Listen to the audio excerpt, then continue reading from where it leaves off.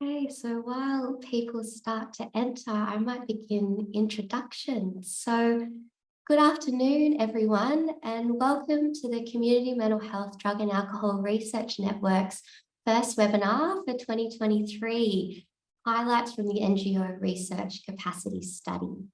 So my name is Katie Sam, and I'm the project coordinator for Community Mental Health Drug and Alcohol Research Network, or as we affectionately call it here, CMHDARN.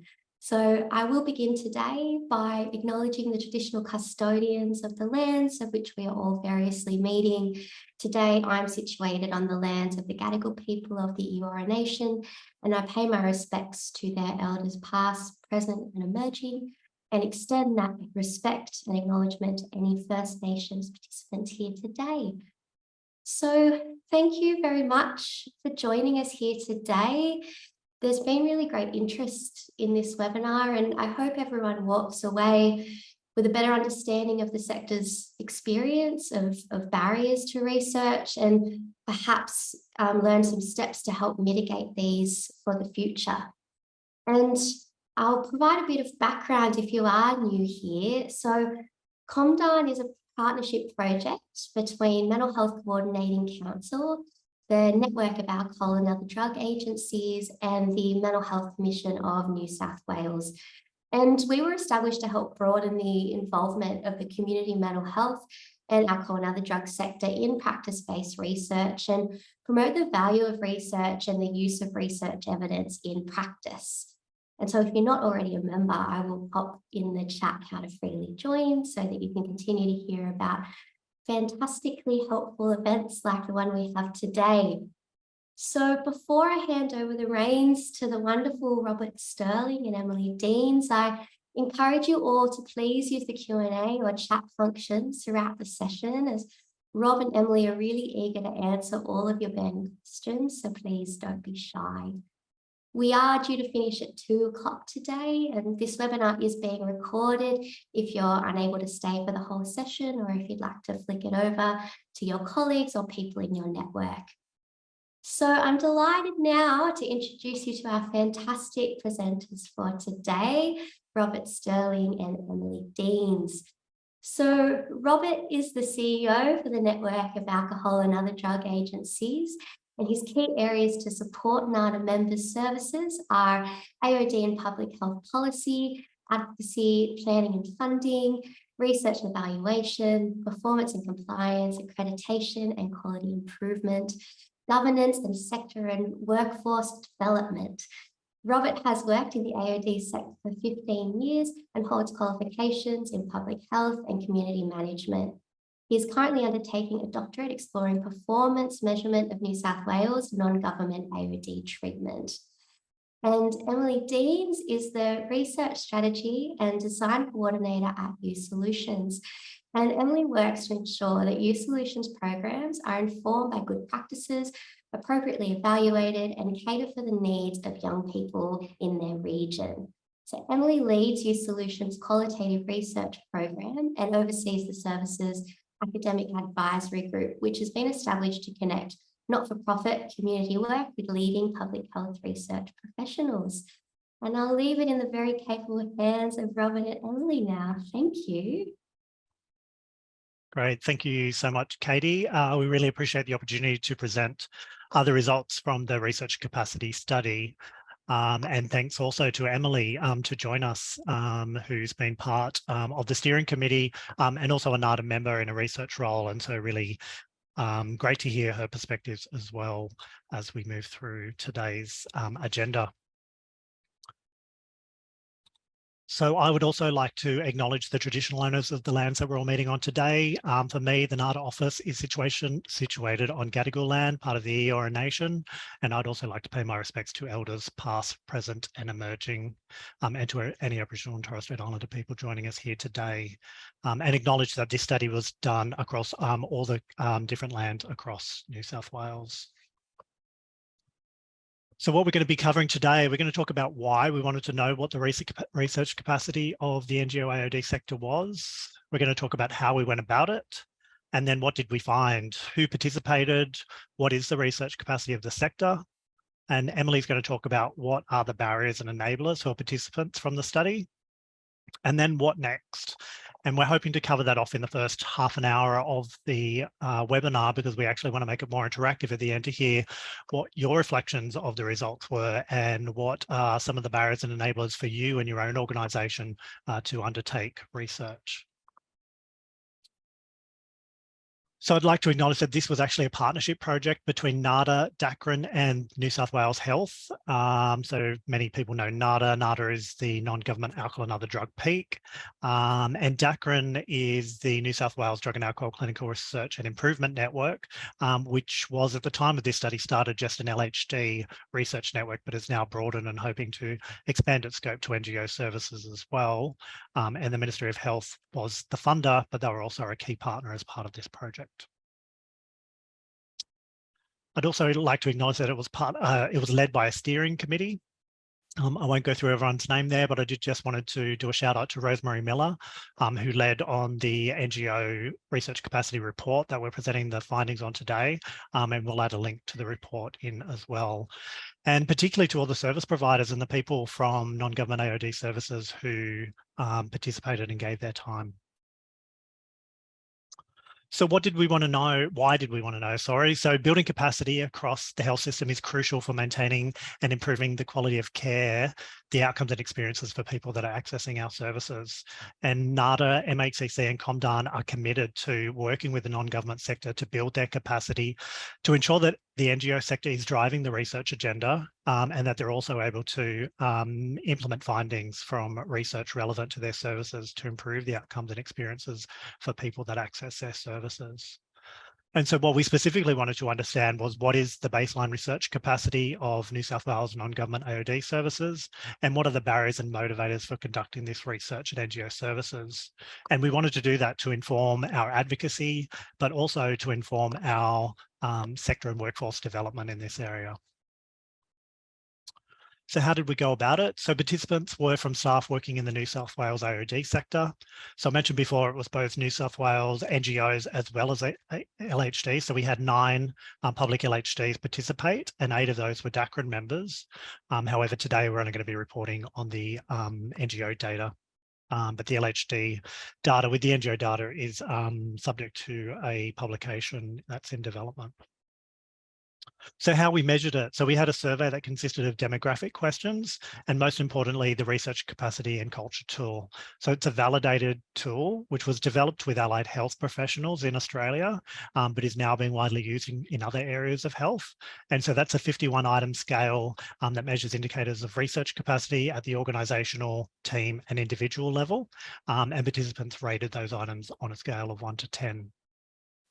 So we sent that online survey out by email to all of NADA members, and the LHDs managed their own recruitment. Paper-based was available, however, the majority were done online. And that data were collected at the beginning of 2021 using REDCap. And we had ethics approval. The lead ethics committee was Sydney LHD. However, there was lots of site-specific ethics approval processes that happen across multiple LHDs. So who participated? So you can see there that the majority of people were AOD workers or AOD counsellors. So the median age for all participants was 47, and the majority of participants were female, so almost 70%. And surprisingly, almost half of the NGO sample reported having postgraduate qualifications, so almost 48%.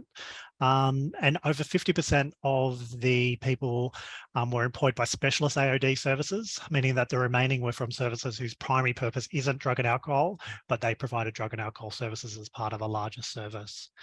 And I think interesting, as part of CMHDARN with mental health and AOD, 60% were employed only in an AOD only position.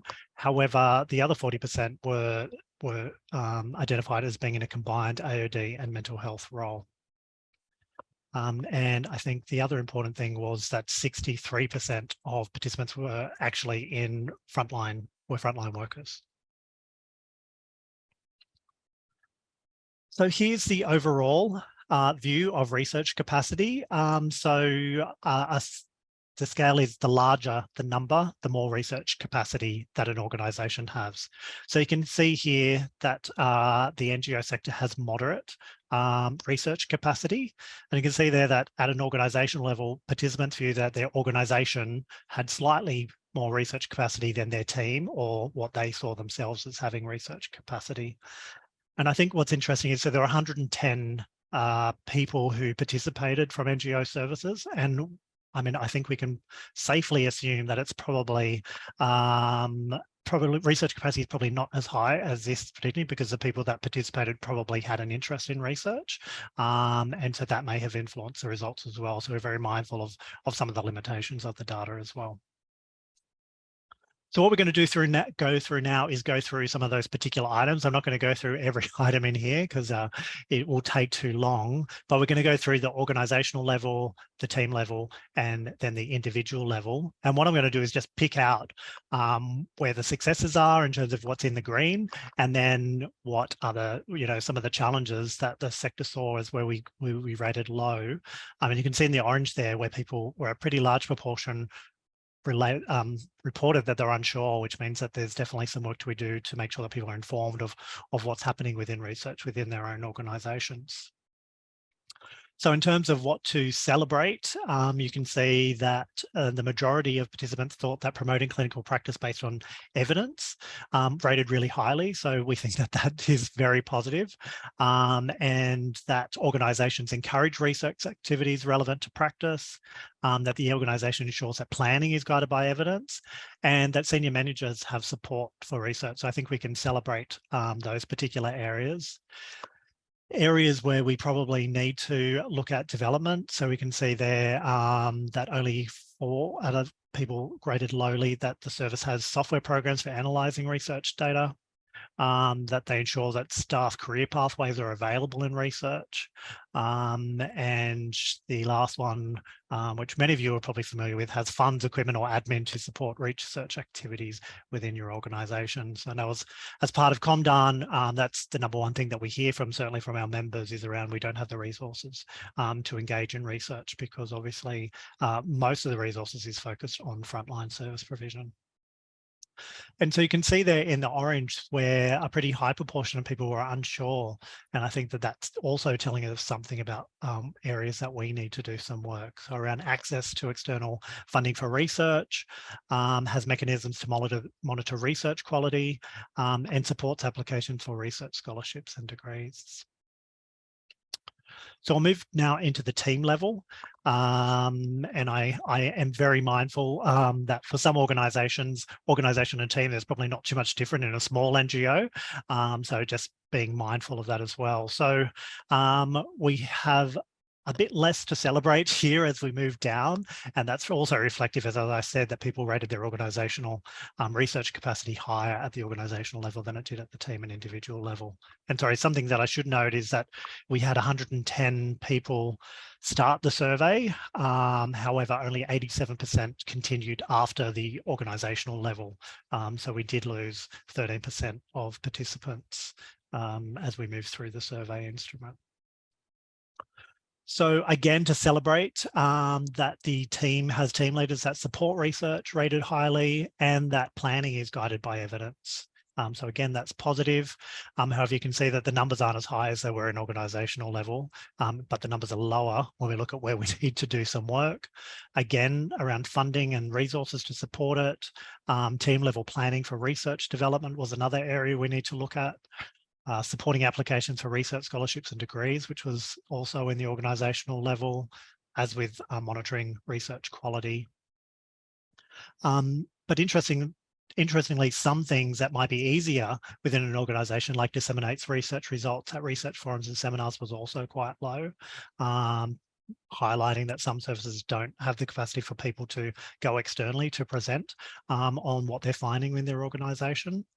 Has incentives and support for mentoring activities, and we can talk later. CMHDARN has some mentoring support that we can talk about later. Has external partnerships and is engaged in research, and finally has software available to support research activities. Okay, and then finally at the individual level, So this is where they're people's views of themselves. So you can see there what we need to celebrate is that people rated highly that they were able to find relevant literature, which is really positive, and then that they were involved in the collecting of data through surveys and interviews. And again, areas that we need to look at to support research capacity around writing a research protocol, securing research funding, submitting an ethics application, and writing publications for peer-reviewed journals, and providing advice to less experienced researchers are areas that we need to do some work to support the sector. So what I might do now is hand over to Emily to talk about what some of the participants talked about as some of the barriers to engaging in research. Awesome. Thanks, Rob.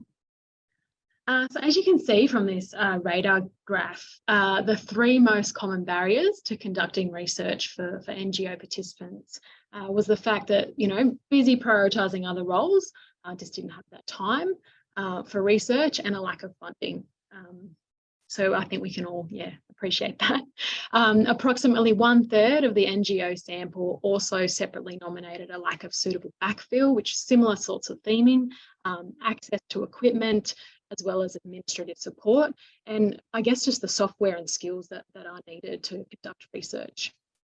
Some other things that were mentioned was the desire for that work-life balance, which I think in this day and age is increasingly hard to grab onto and hold, but that was another commonly cited barrier. And it just points to the limited capacities around time, and I guess the fact that other work priorities, dealing with crisis, being on the front line, really does take up people's time. And finally, needing to conduct research outside of the role description. So it wasn't actually embedded in sort of their day-to-day practice. It really was sort of an add-on that they saw as external to their role. And finally, some barriers around lack of opportunity, finding the right partners to do the research with, and the challenges of supporting complex clients. So lots of challenges, I guess, and that data is from 96 NGO participants. So I think, Rob, next slide. I think I've got a few quotes. I always love a good quote, so I will read them out. So this first one was from a female psychologist for NGO.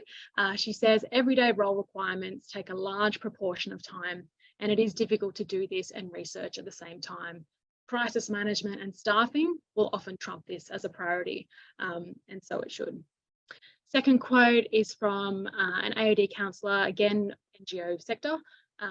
She says, research is undertaken by the organisation. However, it is designed and conducted completely separately to clinical practice and undertaken without involvement of clinicians working within the organisation. Clinicians aren't necessarily consulted about research projects they might find relevant to their work, nor are they provided with opportunities to develop the knowledge and skills necessary to design research projects with confidence. So I think that last quote really does point to the need to cross-sector, cross-collaborate, and to make sure that people are empowered and upskilled to be able to do research that matters to their organisation. Thanks, Rob.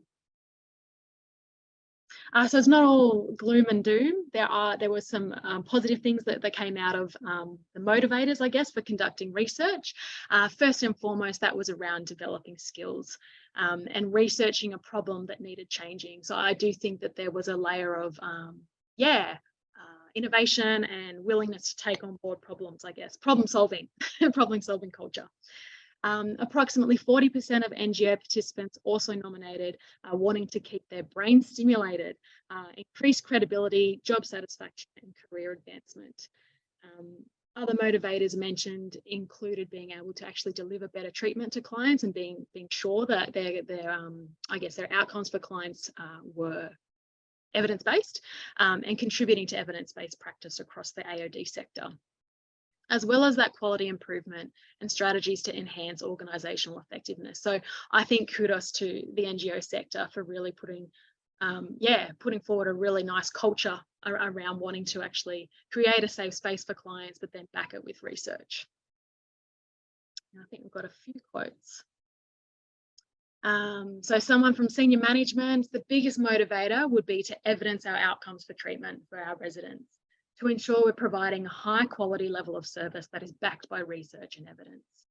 and from a female counsellor, to be part of new exploration, growth and advancement, not just for our team, for the betterment of all others. Research also travels with feelings of excitement, collaboration, curiosity and new conversations, plus discoveries, which helps us all better connect and step into unknown frontiers. So I think you can kind of get a sense of that there is an appetite, and that there is an appetite to explore, grow and upskill, I guess, across the sector. Thanks, Rob. I think I'll hand it back to you now, Rob. So what now? So now what? Thanks, Emily. We flew through that very quickly. We're about to come to a part where we're going to ask you some questions, but we can always go back to some of those slides just so you can reflect on some of the items and what came out for you. So I guess what's now is you can see there's the NGO services report, and we'll share that document, the link to that document with everyone so you can read it in more detail. We're also going to be publishing the results from all of the data, which included the NGOs and LHDs. And as part of that study, we looked at the differences between NGOs and LHD research capacity. And surprisingly, there wasn't a huge difference. But what we did do is we looked at differences between LHDs as well, because we know that there are some differences between LHD research capacity as well. But what we did find was that those involved with DACRIN, the research network, that there were higher research capacity for those organisations. And so I should just note that to be a member of DACRIN, you need to have a designated research position. And so we know that that's a big challenge for the NGO sector. We don't have funding for research positions. We struggle to get positions to deliver services. And I'm going to ask Emily a few questions about her experience being a researcher within an NGO. So we're planning on publishing those results. I think what's really important is to let funders and academics know how better to work with NGOs, because they need to understand what the research capacity is. And connected to that is advocating for more funding, both to funders, but I think academics can also play a role in building capacity of NGOs as well, as part of different grants programs. And then finally, for us, funders, academics, everyone to focus on those low scoring items and the barriers and enablers to inform sector and workforce initiatives. And I think this data is so important for us to use, both as NADA, as ComDARN, as the MHCC, to better understand where our members are at in terms of research and how we can raise the capacity of our services to engage in research, because we do want NGO-driven research where we control what we want to have researched, and as part of that, engaging with people with lived experience who are accessing our services to also inform what the priorities are. And I'll come to lived experience engagement in a moment, because I'm interested to hear what people's views were on some of the items as well, because it was something that Katie and Emily and I picked up in terms of that the single item around consumer involvement in informing research.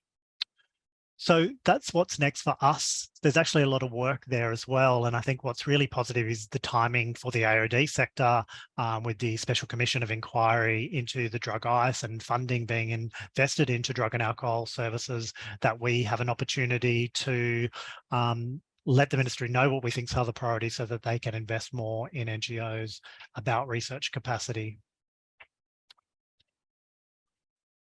So, we're interested to hear what you think of the results. So we would like you to use the chat or the Q&A function to ask some questions.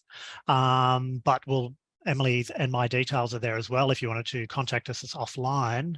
But while we're giving you an opportunity to think about some of those questions and to reflect on whether those results resonated for you as an individual and what you think your research capacity is, or what you think the research capacity of your team or organisation is, I thought it'd be useful to hear from Emily about her experience, because yeah, we don't have a lot of research positions with NGOs. So Emily, it'd be really interesting to understand why Youth Solutions created a research role.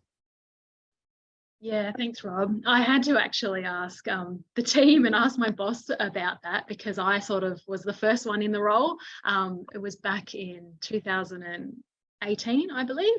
And I did have a chat to Jer just to get her thoughts, and she sort of said, that, you know, Youth Solutions is a service that's been around for a long time. You know, we're plus 30 years of working with communities to deliver health education around alcohol and other drugs. And I think the service was, yeah, kind of at that point where they like wanted to, I guess, set an example of what matters, and not only in terms of trying to build capacity in terms of evaluation, but really trying to embed voices of clients, voices of young people into the design of our work. And I have to say that's probably also been my contribution too, because as a qualitative researcher, you know, at the early stages of the position description, I really could make the role what I wanted to make it, if that makes sense. And so, of course, you know, wanting to actually hear from young people who have, yeah, dealt with drug and alcohol issues, who have walked that path of treatment, who have tried to navigate different services, etc. Their voices really matter, and it was kind of a yeah, like a group of young people that we weren't just capturing the voices and the needs of. So I would say, yeah, first and foremost, a platform to actually get young people's perspectives involved in not only the design, but the implementation. So that's a little bit. I think another reason why we sort of wanted to pursue this path was, you know, we have a lot of volunteer roles at Youth Solutions. We have a youth advisory group, for example, but we wanted to create different spaces for young people with different capacities. You know, being part of a youth advisory group and volunteering so XYZ amount of your time is not always feasible for all young people, especially those who are dealing with a lot of drug and alcohol issues. You know, the commitments that are involved in that just are kind of unattainable. So we really love that the research program can provide a space for those young people to be involved and to still have their say on where sort of our services are headed. So that's, yeah, I guess wanted to, yeah, hear young people's perspectives, be locally driven, and then embed that in our design to make it relevant for young people in our community. That's fantastic. It's so amazing. And I guess the question that many of the participants might be wondering is, how did Youth Solutions fund your research role?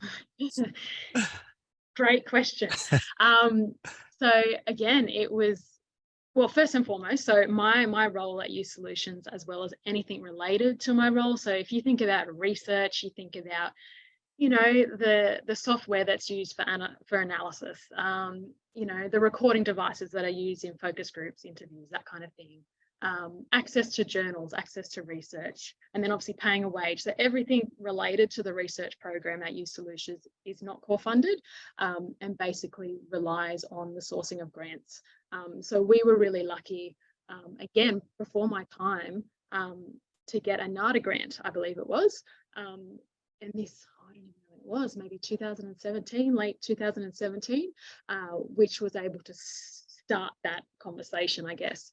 And from then on, it's kind of, yeah, it's been scraping barrels to get to get as much funding as we can, but obviously as part of the research strategy, you know, having things in place to actually actively seek funds through different grant providers. So it is very challenging, and yeah, it's I guess a threat to sustainability as well. You know, you're constantly trying to find and source new funding.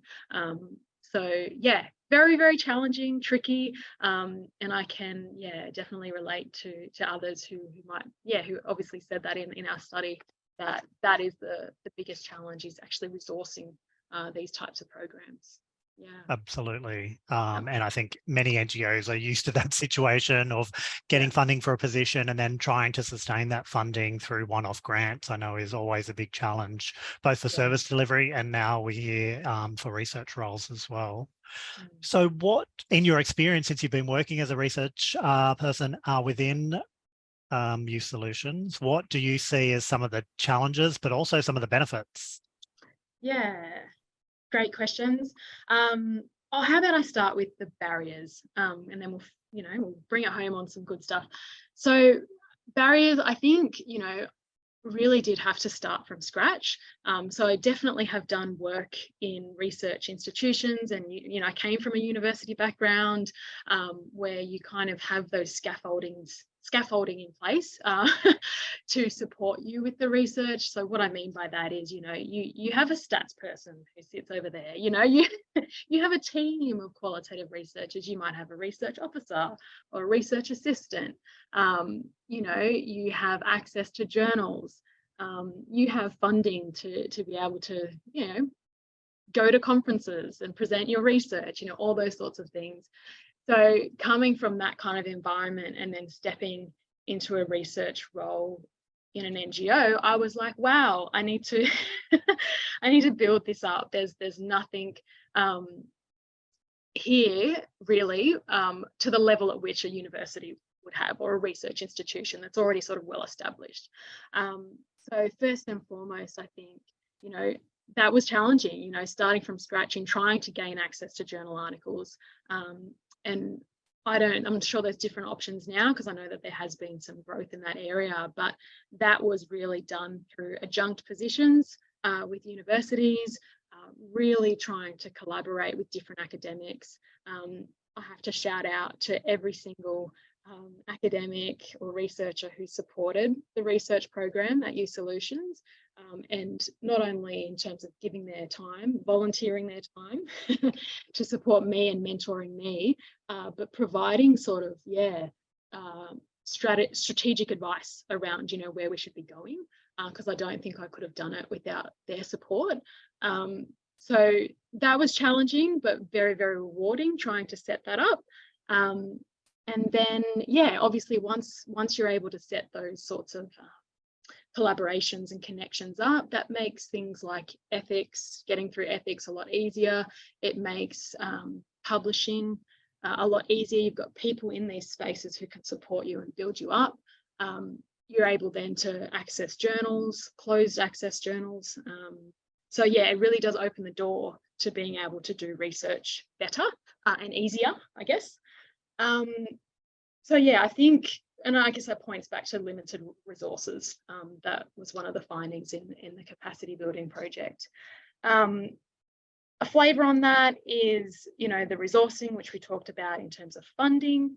Grant apps are not always forthcoming with, you know, reimbursement. This is a bit of a side note around lived experience, but we found that sometimes trying to embed lived experience vouchers or payment in a grant for research conducted with young people with lived experience was difficult.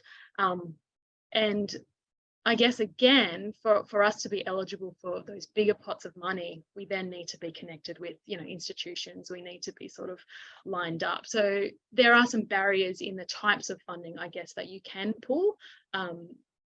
Yeah, and I'm sure Katie will spruik. I'll spruik it for you, Katie. The ComDARN have been really helpful in that way, in sort of the innovation and evaluation grants, and providing money to NGOs to actually, you know, get a project off the ground.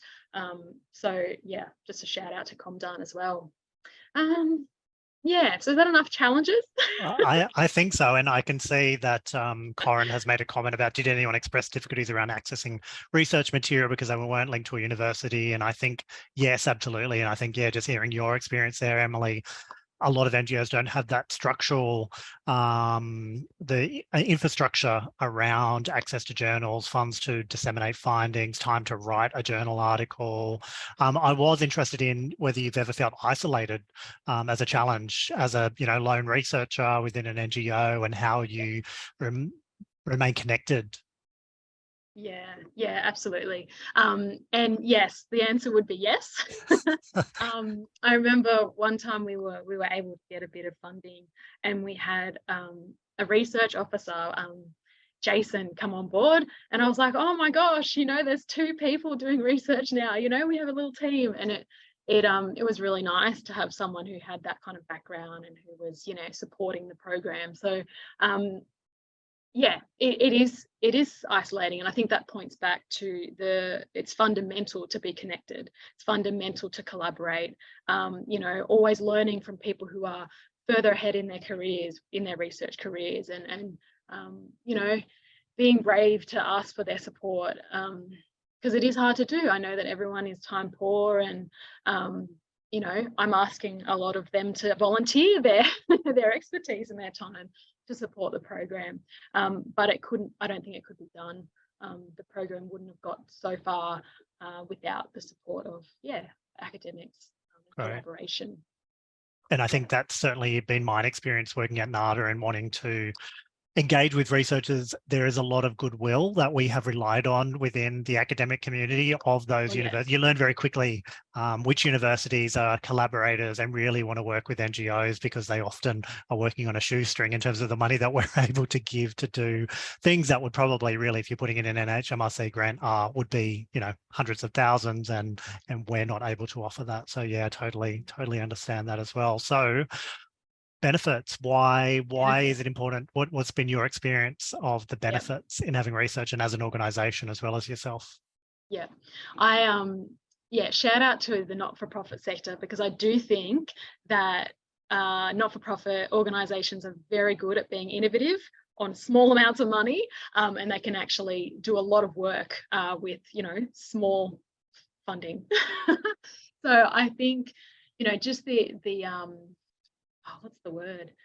I can't put my finger on the word, but just that experience, I think, with being savvy around finances and you know, scraping barrels and finding resources where you can, I think has actually made me a better researcher, in that, I don't really know how to explain that too much more, Rob, but you know, we're not wasting money. Basically, we're being very innovative in the ways in which we use funding, because we have to, basically.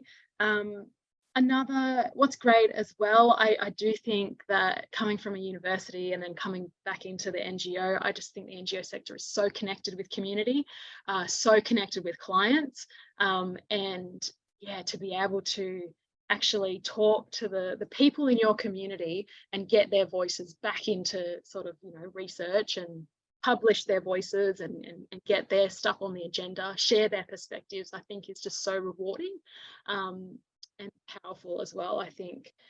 So I've found that, if I was to compare, I feel like clinicians, AOD counsellors, they're at the forefront. You know, they're frontline workers working with clients, often already built rapport with the people that they're working with. So it marries well, I think, in that, you know, being able to be close with, I guess, the people who you're trying to represent. What else is great?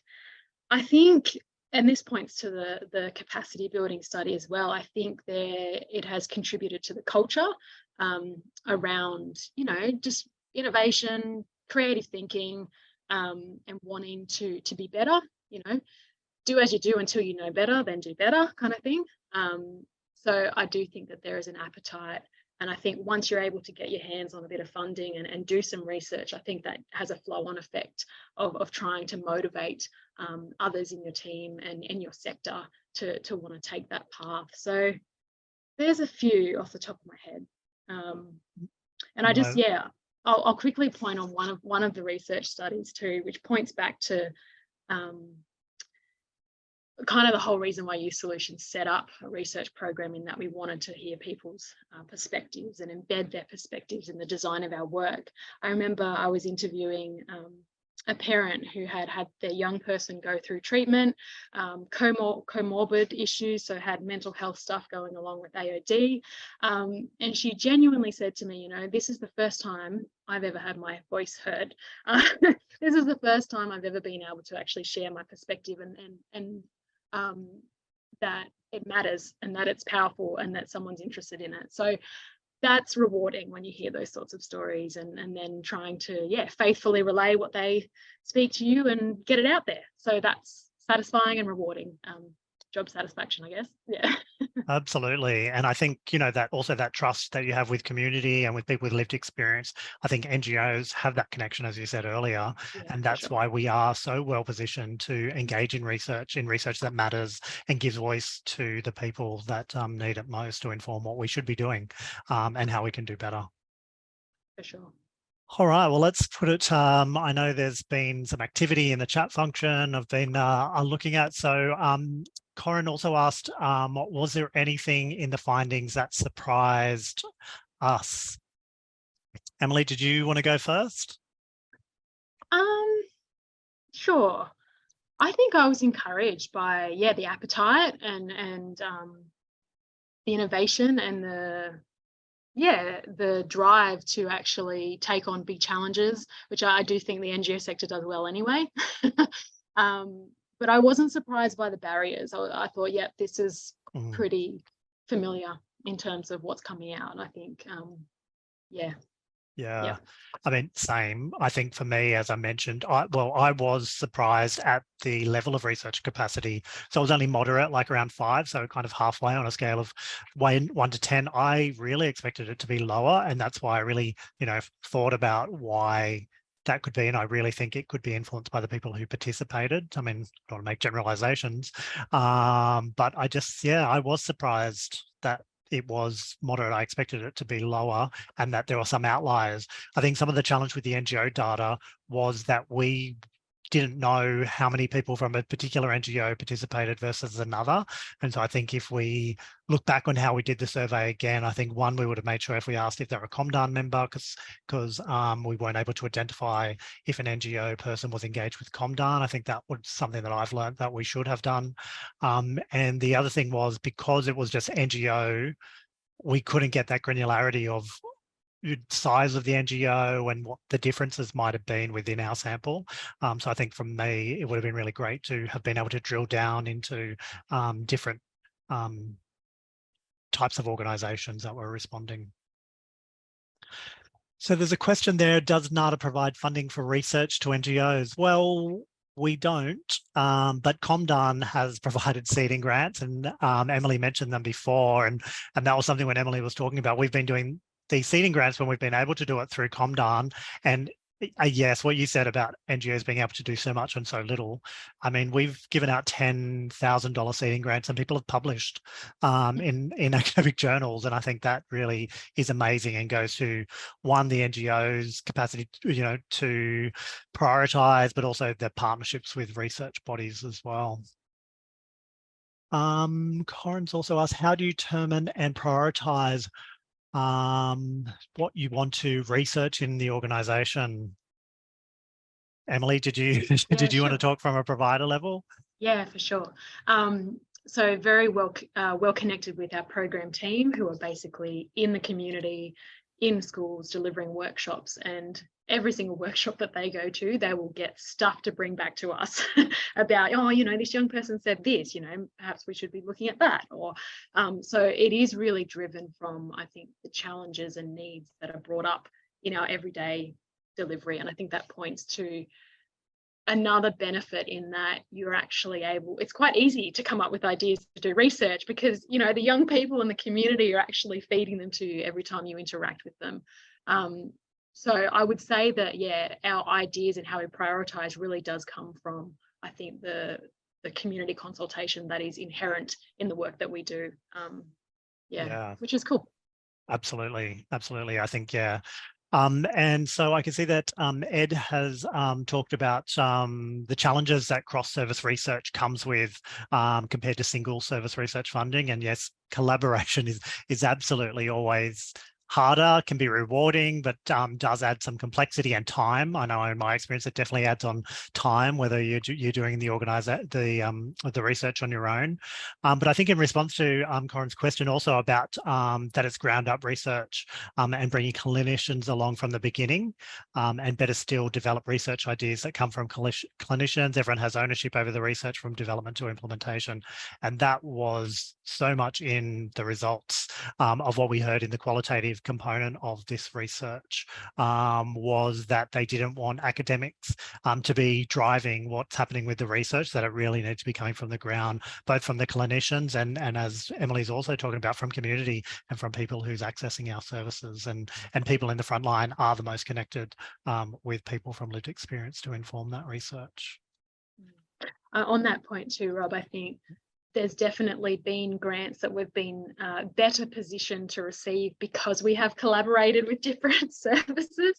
So it's kind of like it is hard work. It is hard work and it is challenging. And there's been many examples of how that has been a challenge for me in this role.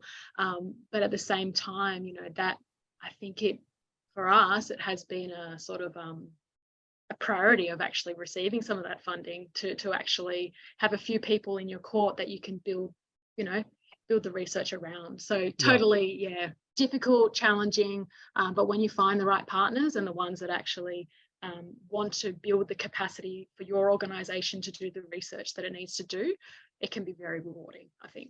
Yep. Yeah. So, I mean, my question to participants is, so you've seen the results of what people found. Do they resonate with you? And I guess I wonder if there are differences. This was with the AOD sector. Are there any participants from mental health organisations that their experience is different? Would really be interested to hear that.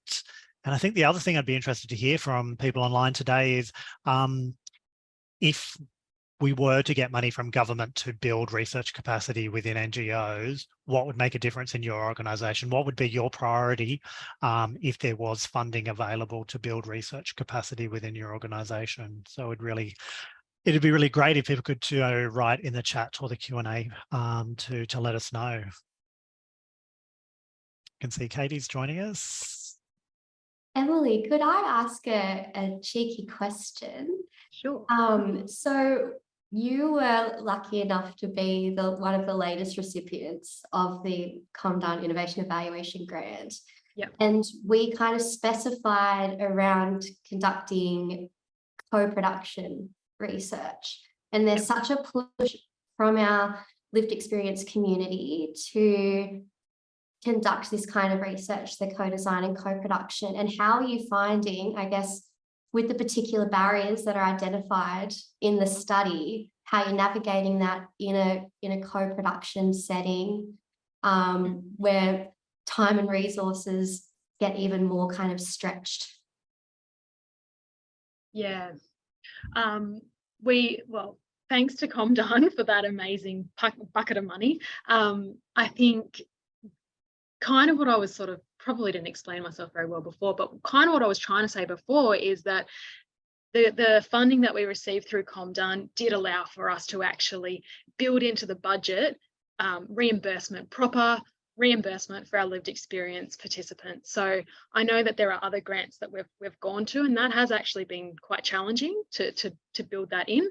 There are some grants that we've gone for that actually don't allow certain participant vouchers, even if you're getting community consultation. So, obviously lived experience co-production is up this end, but even if you wanted to consult with community members and provide them with a voucher, I know that there are some grants that we've been like, oh, we can't go for that because we want to recognise the time and expertise of the people who we interact with in our research program. So CMHDARN actually have allowed for us to build that into the budget.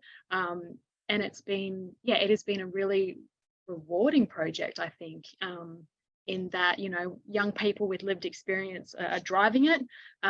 It has been, and this is kind of like going down the lived experience co-production sort of discussion, but as a researcher, it has been challenging to sit back with unknowns, lots and lots of unknowns, and it has been challenging to make sure that power is equally distributed among, those in sort of researcher positions and the young people that are coming on board, and making sure that, they're receiving the training that's sort of required for them to feel comfortable to contribute and to lead the project. So have learned heaps from that project.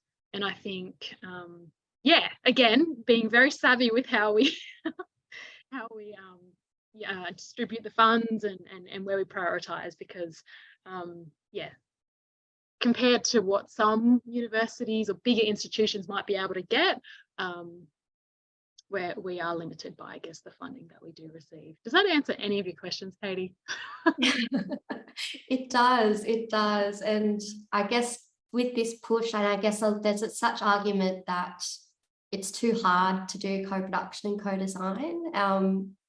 because of limited time and resources, and your project has been such a great example that it is doable on very small amount of funding. I wish that ComDARN could give out much more. We all do. Yeah. But yeah, I think it's a really great testament to what can be done in the NGO sector. And I think it swings back to, I don't know whether this is going to sound fluffy and, you know, unicorny, but We love the people who have been involved in that project, so that includes academics from University of Wollongong, you know, they're very genuine, transparent, and actually want to fight for getting lived experience on the agenda. So it comes back to actually making sure that you're making those collaborations and those connections with people where it really does matter. You know, lived experience matters, voices of people matter. So being deliberate, I guess, with who you do partner with, to make sure that it can get over the line, because I think if there is a passion and if there is a drive for getting lived experience among your team, then you'll make it happen. Yeah, I can see Margaret's made a comment about the importance of lived experience, and Corin as well. And I think what's really positive is that I feel like there is a shift in the academic community as well. I think about when I started at NADA almost 15 years ago, working on the NADA and MHCC comorbidity research grants program, and there has been a real shift in the way that the sector engages with community mental health, community managed organisations and NGOs, and also that value of lived experience. I mean, I think we weren't even really talking about it 15 years ago in some of the discussions, and now it's part of most discussions, which I think is really positive.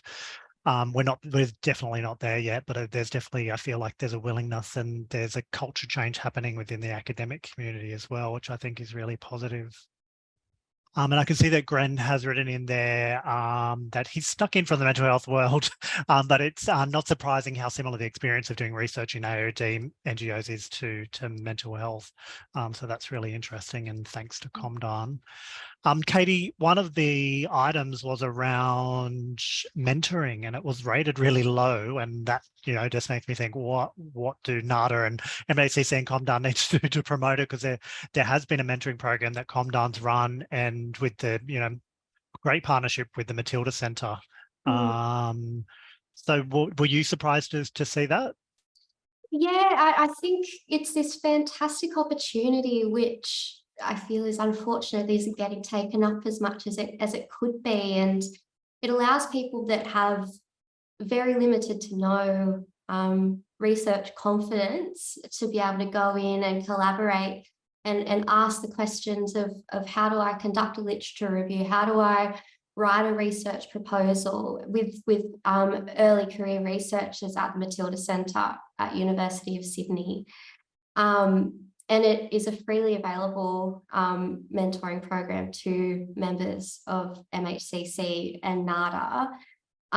So yeah, I guess more to do on my part to help promote it. I don't think you can take all responsibility for uptake, because I think what we also saw in it was the resources and capacity and the time for NGOs to actually engage in research activity. And I think, yes, we collectively could do better at promoting it, but I think there's something to be said around making sure that people have, if research is a priority, that people have designated time to engage with things like mentoring, because it is time away from frontline.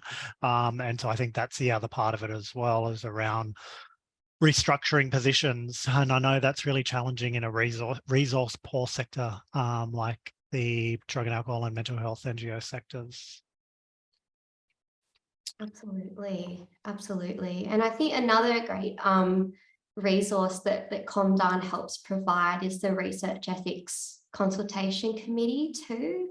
And it's like an informal way of hearing from researchers. You can send in your research proposals and get an idea of how it sits within the sector, and get some really nice advice on moving forward. And particularly,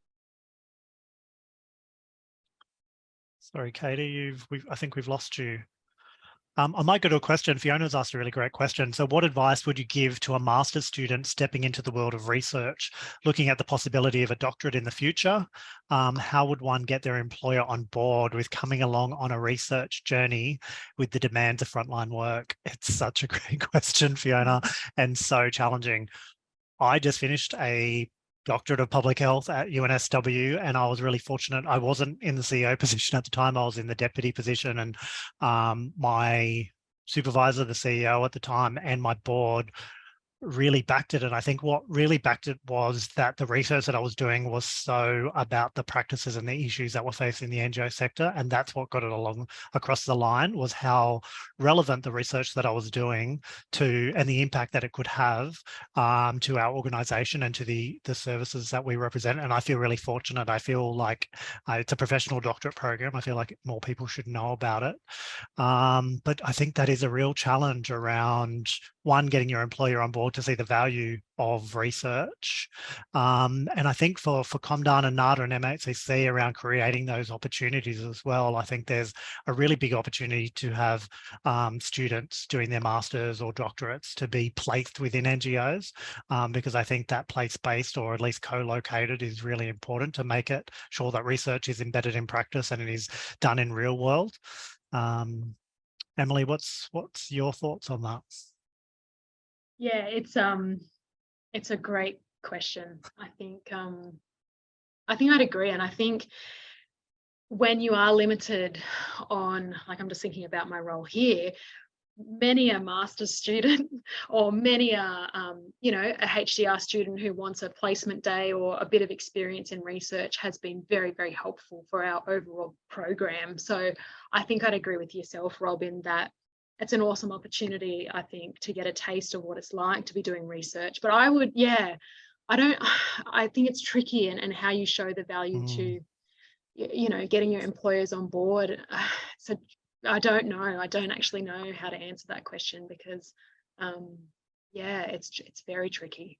I mean, I think the answer is we need more funding in the NGO sector, both for frontline service delivery, because I think that, what Fiona's saying is about balancing the demands of frontline work, which as a manager of an organisation, you hear your staff member coming, you think it's a great idea, but you know that you've got KPIs to deliver services, or you can't meet the demand. So I think that challenge is that we need an appropriately funded and resource mental health and drug and alcohol sector is what needs to happen to enable more research or designated research positions.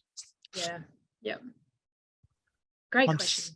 It's a really great question. I'm super mindful of time. We might bring Katie back in. You dropped out for a minute, but you're back. I did. I might drop out again. I don't know what's happening here at MHCC. That's more okay. resourcing needed, apparently. But I would like to thank you both, Rob and Emily, for your time today and for your really insightful exploration of the data and what it means for NGO services. And as I said, this is recorded, so I will upload it to the ComDARN website in the coming days, and I will send everyone a little message to say that is up if you want to click it amongst your network. And I will be sending a little piece of feedback, a little survey. As I said, we love research here at ComDARN, so just to hear your thoughts and questions. It also gives you the opportunity to provide any follow-up questions that you might have. And look, we hope to see you all soon at another ComDARN event. We're hosting a workshop next week focusing on program logic in research and evaluation with the lived experience consultant Joe Farmer. It's going to be a great session. So thank you again, Rob and Emily. Really appreciate the time, and good luck, everyone. Have a great afternoon. Great. Thanks, everyone. Thanks, everyone.